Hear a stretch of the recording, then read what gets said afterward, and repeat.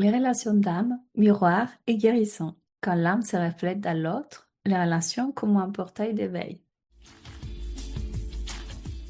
Bienvenue dans la voie du féminin sacré, les podcasts qui réveillent ton essence. Ici, chaque mot est une médecine, chaque épisode un espace de reconnexion à ton âme. Je suis Claudia, coach, chamane et femme médecine. Et je t'amène dans un voyage au cœur de ton âme. Prête à incarner qui tu es, à te choisir. Respire, ouvre ton cœur et écoute la voix du féminin sacré. Aujourd'hui, nous allons plonger ensemble dans un des mystères les plus enrichissants, les plus touchants, les plus sacrés de l'existence d'un être spirituel, d'un être humain, les relations d'âme.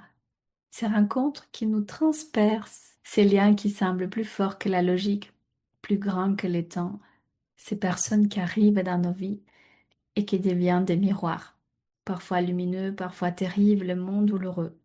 Si chacune de ces relations n'était pas un hasard, mais une médecine pour toi, pour ton âme, je te rappelle que tu es un être spirituel en train de faire une expérience terrestre et pas un être terrestre humain qui devient un être spirituel.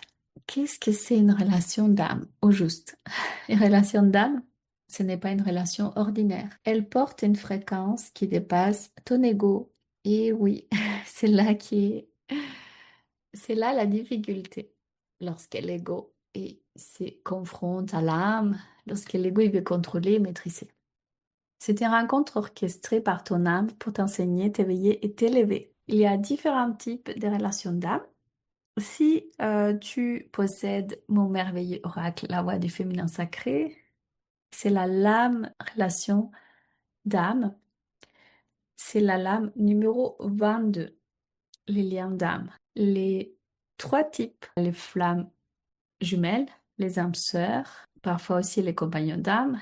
Il y a aussi les relations karmiques. Voilà, il y a pas mal de types différents et puis j'imagine qu'il y en a plein d'autres que les New Age a pu inventer. Alors aujourd'hui, je vais te parler des âmes sœurs, des flammes jumelles et des compagnons d'âme.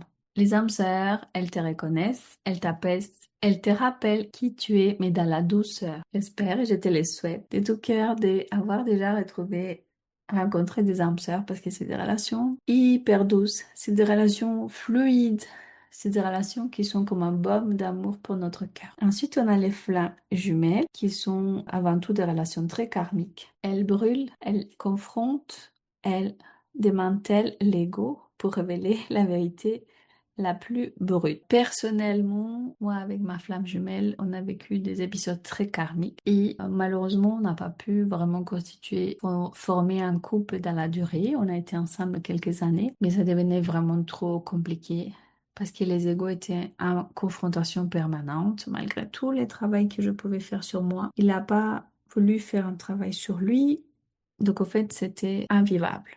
Et j'ai pris la décision de ne plus persévérer dans cette relation qui a été super riche, qui m'a appris beaucoup de choses, mais qui était aussi très intense. Et aujourd'hui, nous sommes chacun de son côté en paix. Les relations karmiques, purement karmiques, quant à elles, c'est des relations qui sont brûlantes, douloureuses et souvent qui se répètent beaucoup. Mais lorsque l'apprentissage est fait pour une des deux personnes, cette relation, elle prend fin parce qu'il n'y a plus d'intérêt de continuer, de persévérer. Tu n'as plus rien à gagner ou à apprendre. Ensuite, on a les compagnons d'âme. Ça peut être des amis, parfois des amis qui vont rester toute la vie, parfois des passages qui viennent activer un apprentissage précis. Dans les relations des compagnons d'âme, je reconnais aussi les animaux. Parfois, on a les animaux qu'on a l'impression de connaître, qui viennent vraiment nous apaiser, nous guérir, nous apporter. Sache que chacune de ces relations sont comme un miroir sacré. L'autre te montre une part de toi-même que tu avais peut-être oublié, rejeté ou nié. Pourquoi est-ce que ces relations sont-elles si intenses, certaines? Parce qu'elles touchent directement tes blessures les plus profondes. Elles activent ton enfant intérieur, tes mémoires karmiques, ton héritage transgénérationnel. Ces relations ne sont pas là pour flatter ton ego, elles sont là pour les dissoudre. Elles sont là pour confirmer tes certitudes. Elles sont là pour briser pour que tu renaisses dans une vérité beaucoup plus vaste. Une relation d'âme est toujours un portail, soit vers la guérison, dans les meilleurs des cas, soit vers la répétition si tu ne les vis pas avec conscience. C'est ton choix. Ta conscience, elle fait toute la différence dans ce type de relation. Les miroirs de l'autre comme révélateurs. Quand tu rencontres une relation d'âme, observe. Ce qui t'attire chez celle est souvent une qualité qui dort encore en toi. Par exemple, si tu rencontres quelqu'un qui est très expressif, qui a des facilités à parler, ou très intelligent, ou très instruit, ou très sportif, quelqu'un que tu te dis, waouh, j'aimerais tellement être comme ça. Et c'est une qualité qui dort encore en toi. Quand tu rencontres une relation d'âme, si cette personne, elle t'agace ou te blesse, c'est qu'il y a une blessure ou une ombre que tu refuses de voir en toi. Par exemple, je me rappelle, j'ai beaucoup d'exemples avec ma flamme jumelle parce que cette personne, euh, je l'ai trouvée égoïste. Et c'était une zone d'ombre chez moi parce que je ne m'autorisais pas à être égoïste, parce que je pensais très peu à moi. Et je donnais trop, beaucoup, trop. Et je l'ai critiqué, je l'ai jugé. Mais quand j'ai compris qu'en fait, il venait me montrer une zone d'ombre, bah, ça s'est dénoué, ça s'est apaisé. Après, il m'a beaucoup blessée, mais ça m'a permis aussi de voir mes blessures, de faire ce travail et de guérir profondément. Le troisième miroir, c'est que tu crois qu'elle t'apporte est en réalité ce que tu es appelé à activer par toi-même. C'est-à-dire que si l'autre il t'apaise, il te rassure, il te sécurise, ou parfois tu as envie qu'il fasse tout cela et cette personne ne le fait pas, c'est parce qu'en fait il vient te montrer, il vient te dire c'est ce que tu dois activer par toi-même. Moi, je me rappelle que j'avais beaucoup de conflits, des disputes parce que cette personne, elle ne me choisissait pas. Mais en fait, c'est moi qui devais me choisir. Et parfois, souvent, il ne me faisait pas vraiment confiance. Il doutait beaucoup alors que je devais me faire confiance moi-même. Donc, en résumé, s'il y a quelque chose qui t'attire chez cette personne, c'est parce que c'est une qualité qui dort en toi.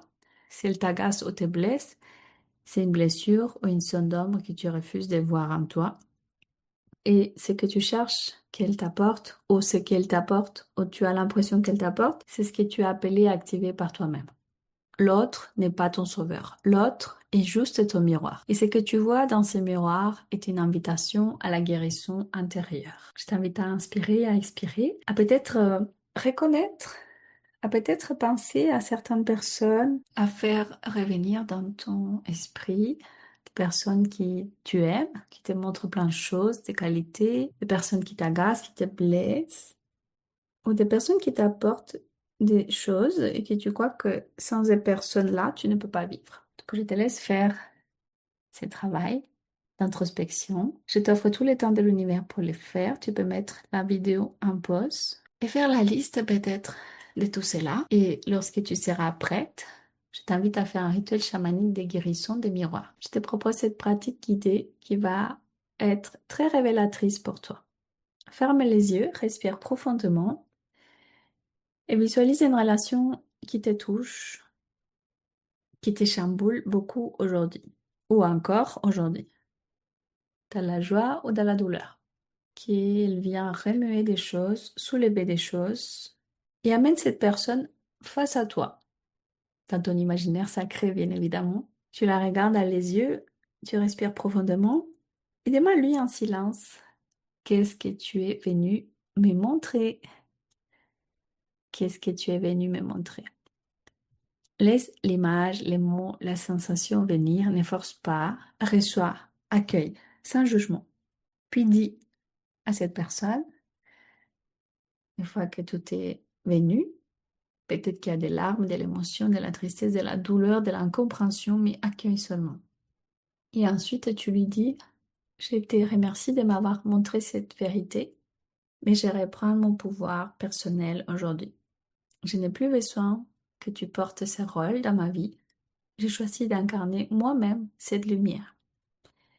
Je te remercie de m'avoir montré cette vérité, mais je reprends mon pouvoir personnel aujourd'hui.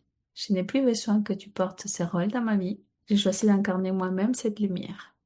Tu visualises un fil doré entre vous deux.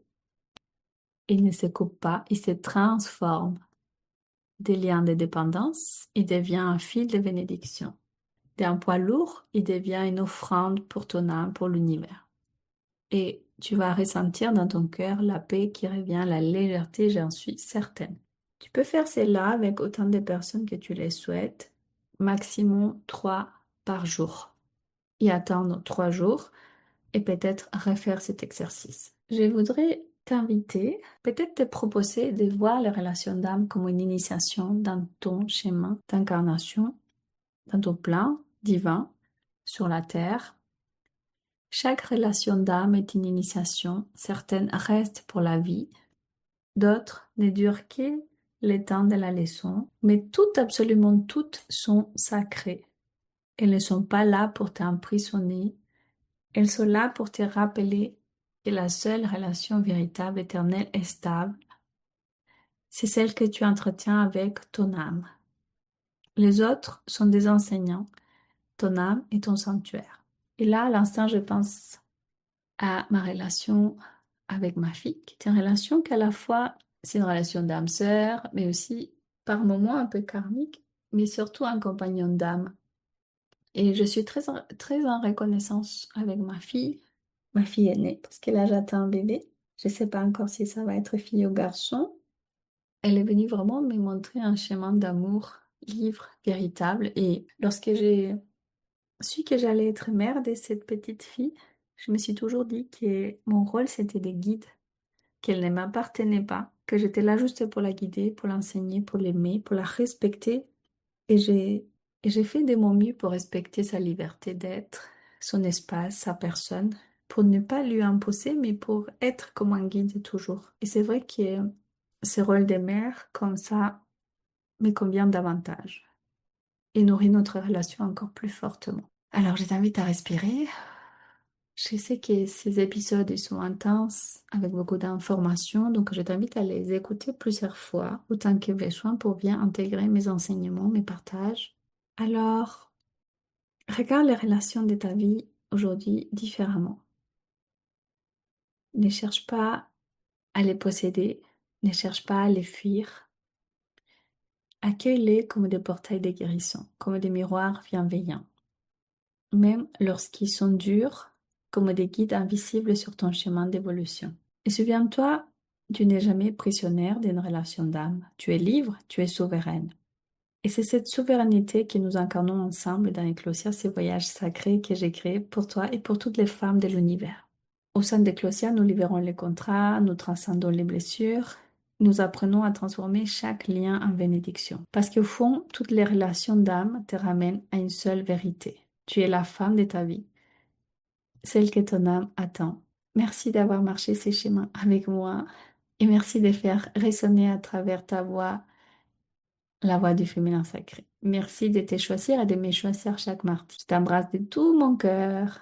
Et pour les prochains épisodes, on va voir un voyage chamanique d'intégration qui va t'aider à renaître dans ta souveraineté. C'est un voyage qui va rassembler les enseignements, la médecine de tous ces épisodes où on a parlé du karma, des héritages transgénérationnels, des vies passées, des contrats karmiques, des relations d'âme. Je te souhaite une belle journée. Je te remercie infiniment et je te dis à très vite. Merci d'avoir écouté la voix du féminin sacré. Si cet épisode a touché ton cœur, n'hésite pas à le partager à une sœur, à laisser un avis ou un commentaire pour soutenir cette vibration. Et si tu ressens l'appel d'aller plus loin, je t'invite à me retrouver sur Instagram. Souviens-toi, tu es précieuse, puissante, guidée et le monde a besoin de ta lumière. À très bientôt, belle âme.